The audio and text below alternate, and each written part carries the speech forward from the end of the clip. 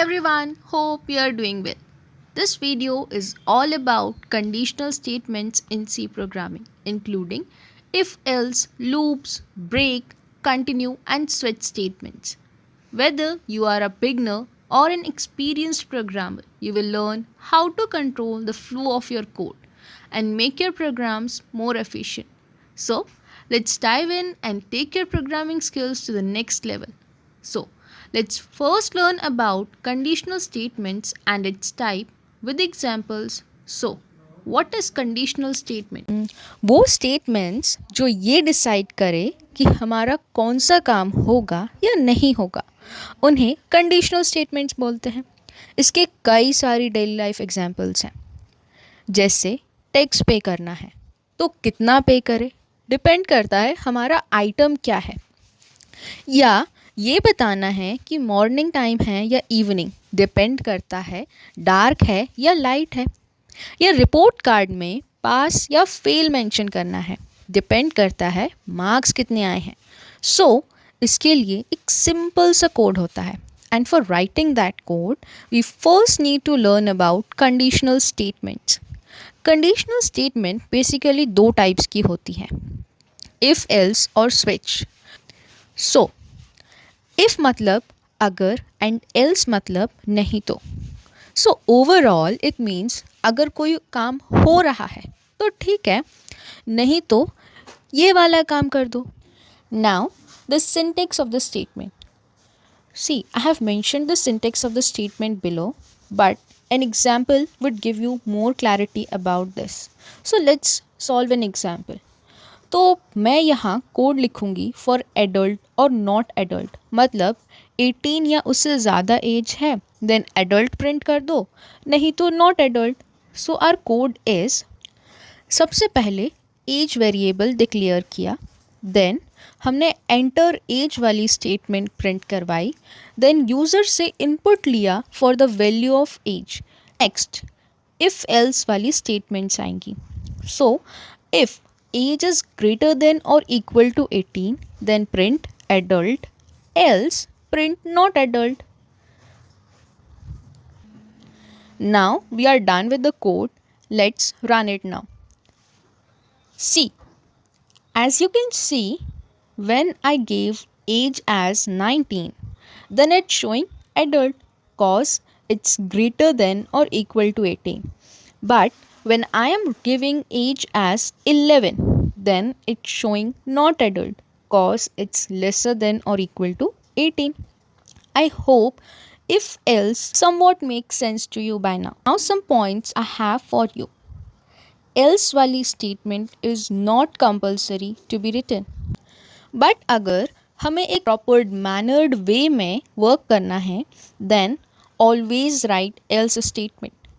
Next point is, curly brackets के अंदर हम कई सारी प्रिंट स्टेटमेंट्स डाल सकते हैं, और इन मल्टीपल स्टेटमेंट्स को हम कलेक्टिवली ब्लॉक बोलते हैं। हम चाहे तो यहाँ कर्ली ब्रैकेट्स लिखना अवॉइड भी कर सकते हैं, but on one condition, print की सिर्फ एक ही स्टेटमेंट हो तब। नेक्स्ट पॉइंट इज़, अगर हम कई सारे स्टेटमेंट्स को अलग अलग चेक करना चाहते हैं, मतलब उसका पहले से कोई रिलेशन ना हो, देन हमें उतनी ही टाइम्स इफ़ वाली स्टेटमेंट रिपीट करनी पड़ेगी। And last one is, if में नेस्टिंग मतलब एक ही इफ़ के अंदर दूसरा इफ़ डालना अलाउड है। नाउ आई वॉन्ट कि भले मेरी इफ़ वाली स्टेटमेंट ट्रू ना हो, बट एटलीस्ट कोई और दूसरी स्टेटमेंट ट्रू हो सकती है, तो उसे चेक करने के लिए हम इफ़ एल्स स्टेटमेंट का यूज़ करते हैं। And down below is it syntax. Let's understand this by a question again. So here I have to write a program to check if a student passed or failed, and it's given key for marks greater than 30 it's a pass, and for marks lesser than or equal to 30 it's a fail. Let's write the code now. Declare marks as variable, then an output statement to print enter marks between 0 to 100, then an input statement for letting the user to enter marks. Now, if marks greater than or equal to 0 and lesser than or equal to 30, then print कर दो fail. Else if marks greater than 30 and lesser than or equal to 100, then print कर दो pass. Else print कर दो wrong number. Now let's run this. So when I entered 11, it's showing fail. When I entered 99, it's showing pass. For 108, it's showing me a wrong number. So that was all about if else statement. Before moving ahead, let's first learn about ternary operator. ये बहुत काम का operator है, believe me. ये अभी जो हमने इतना बड़ा कोड लिखा है जस्ट एक लाइन में कन्वर्ट करने की पावर रखता है. हाँ, but terms and conditions applied. So ये तभी काम करेगा जब हमें सिर्फ एक ही लाइन प्रिंट करवानी हो, मतलब ब्लॉक ऑफ स्टेटमेंट्स ना हो. इसका सिंटेक्स सिंपल सा है. पहले कंडीशन डालो एंड क्वेश्चन मार्क से चेक करो सही है या गलत. उसके बाद अगर सही तो ये प्रिंट कर दो और अगर गलत है तो ये प्रिंट कर दो. चलो let's apply it on our big code. तो यहाँ मैं लिख रही हूँ कंडीशन कि मार्क्स लेस देन और equal to 30, then check this. उसके बाद अगर सही है तो फेल प्रिंट कर दो, नहीं तो पास प्रिंट कर देना. Now getting towards our switch conditional statement. This works the same as if else. इसमें conditions की जगह cases term का यूज़ करते हैं, if की जगह switch का और else की जगह default का. जैसे हमारे घर में switches on होने पर appliances on हो जाते हैं, उसी तरह C कोडिंग में भी अगर कंडीशन ऑन हो तब हमारा प्रोग्राम रन होगा, नहीं तो नहीं होगा. Now, obviously it's syntax, so I have mentioned that for you below. Can go through it. Let's understand switch by an example now. So I have to now get in Monday, Tuesday or Wednesday as a result on entering 1, 2 or 3 by using switch statement. So let's get started. First, let's declare our variable day. Then output statement for printing enter day from 1 to 3. Next, an input statement for taking the value of day by user. अब आएगा switch. Then parenthesis में condition which is day here. उसके बाद cases. Case 1 होगा print Monday, then case 2 होगा print Tuesday and case 3 होगा print Wednesday. यहाँ 1, 2, 3 हमारे यूज़र का इनपुट वैल्यू है. तो अगर कोई 1 इनपुट करता है तो मंडे प्रिंट होगा, 2 प्रिंट करता है तो ट्यूसडे और 3 प्रिंट करता है तो Wednesday. One more thing, break statement लिखना इज़ कंपल्सरी, एल्स हमारी सारी केसेस लिंक हो जाएंगी. Now at last I am writing a default statement. मतलब अगर कोई भी कंडीशन ऑन ना हो तब ये डिफ़ॉल्ट वाली statement which is not a valid day print करवा दो. Let's run this now. So I am entering day as 2, so it's showing me Tuesday.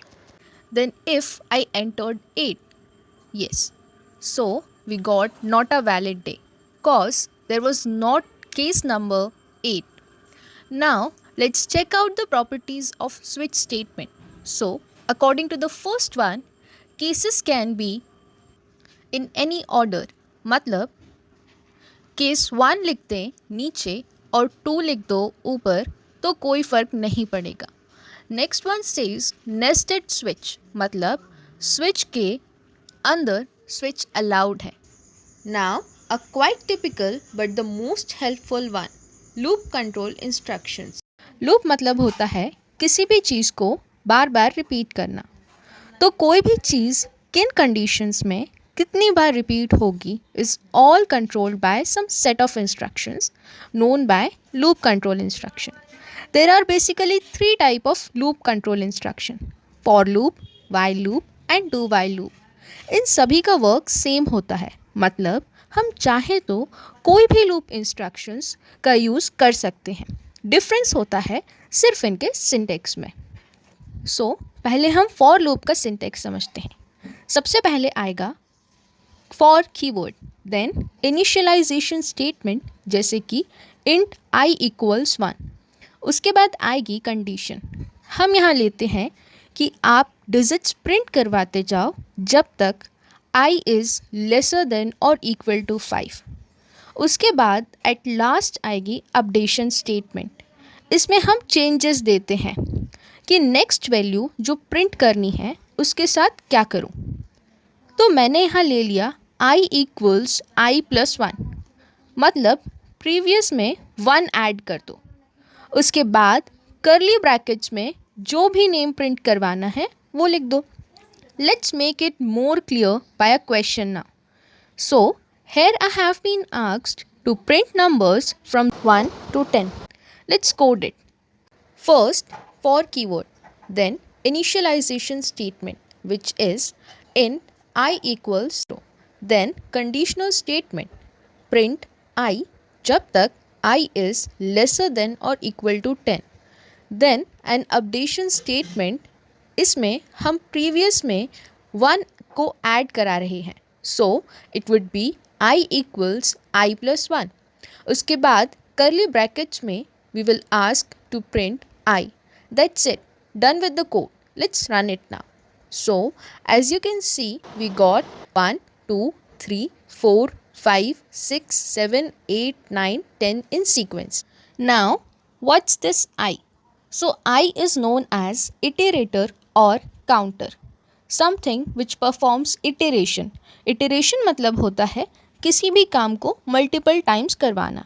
हम i इक्वल्स आई प्लस 1 की जगह i प्लस इक्वल्स 1 भी लिख सकते हैं, और अगर हमें सिर्फ 1 का ही इंक्रीमेंट करवाना है तब हम i प्लस प्लस का भी यूज़ कर सकते हैं। Now some important points. First one is increment operator.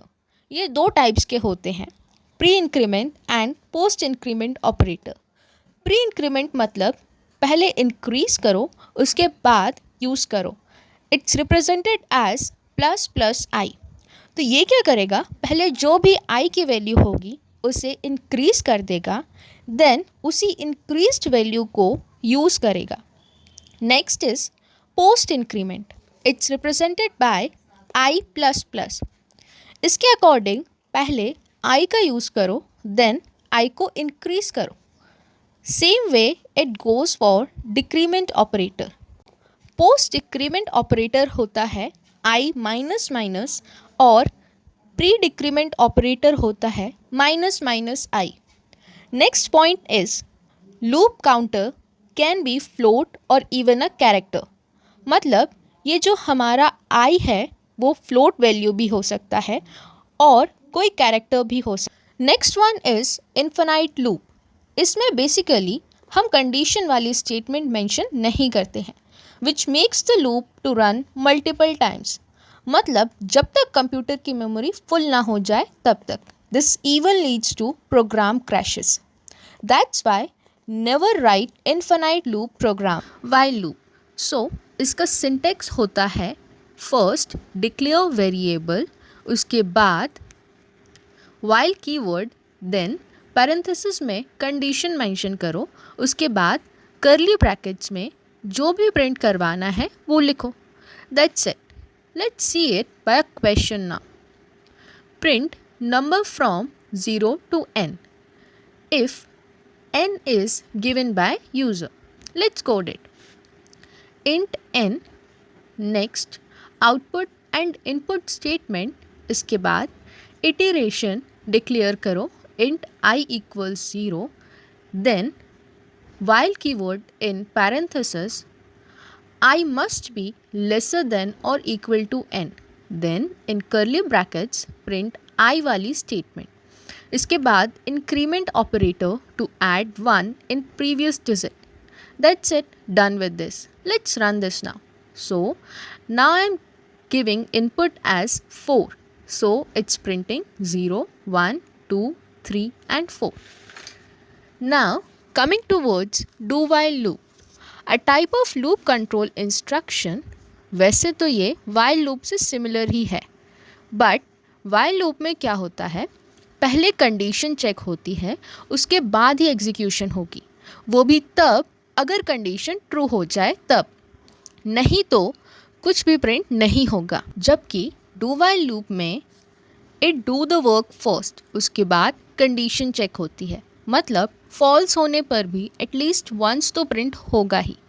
Do while loop का अब हम सिंटैक्स देखते हैं। सबसे पहले है डू कीवर्ड, उसके बाद कर्ली ब्रेसेस में जो भी हमें वर्क करवाना है वो मेंशन कर दो, उसके बाद वाइल कीवर्ड आएगा कर्ली ब्रेसेस के बाहर। पहले तो डू में जाएगा, फिर वाइल में जो कंडीशन है पैरेंथेसिस में वो चेक होगी।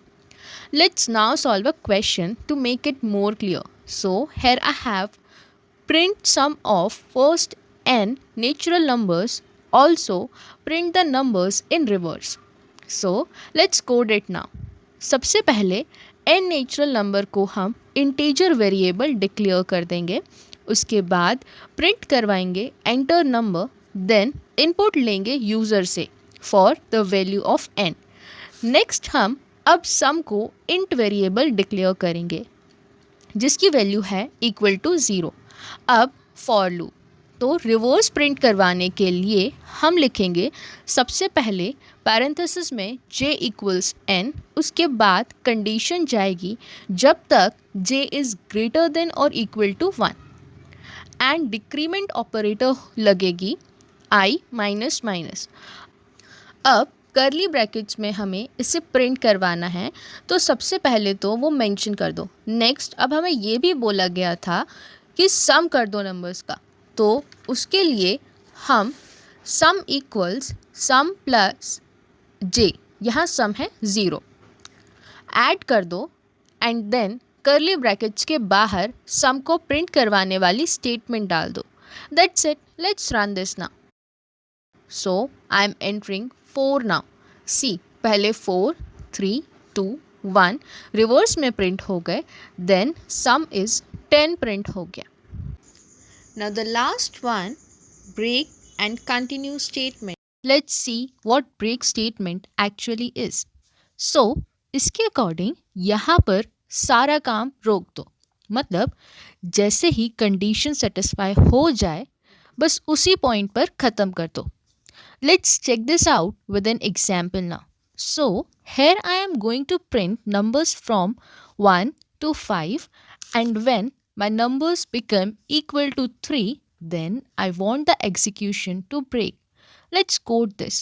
So first for में हमने int I equals 1 डाल दिया, next कंडीशन डाली जब तक 5 से लेसर देन और इक्वल हो, एट लास्ट 1 का इंक्रीमेंट करवा दिया इन प्रीवियस।